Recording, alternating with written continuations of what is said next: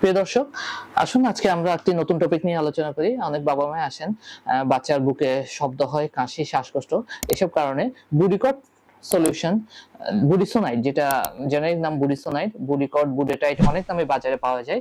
এগুলো দিয়ে, এই সলিউশন দিয়ে আপনারা কিভাবে আপনার বাবুকে নেবুলাইজ করবেন সেটি নিয়ে আমাদেরকে প্রশ্ন করেন।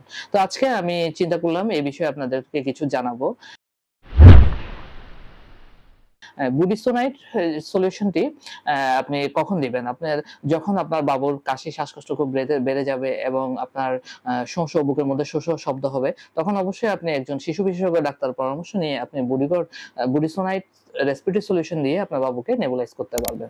কি পরিমাণে দিবেন এটি যদি বলি আমি, আপনার বাবুকে 0 থেকে 6 মাস বয়সী বাবুকে আপনি 0.5 ml বুডিসোনাইড সলিউশন দিতে পারবেন।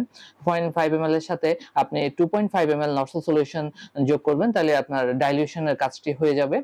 আর 6 মাস থেকে 1 বছর বাচ্চা যদি হয় তাহলে আপনি 1 ml দিতে পারেন বুডিসোনাইড সলিউশনটি, এবং 1 বছর থেকে 12 বছর পর্যন্ত বাচ্চাদের আপনারা 1.5 ml করে বুডিসোনাইড সলিউশন দিতে পারেন।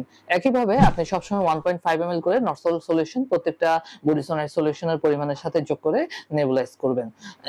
কতবার করবেন? দৈনিক বুডিসোনাইড সলিউশন দিয়ে আপনি 12 ঘন্টা অন্তর অন্তর 2 বার করে দৈনিক নেবুলাইজ করতে পারবেন। এভাবে যদি আপনি নেবুলাইজ করেন তাহলে আপনার বাবুর কাশি, শ্বাসকষ্ট এবং বুকের শব্দটি অনেকাংশে লাঘব হয়ে যাবে। ধন্যবাদ দর্শক, ধন্যবাদ সবাইকে।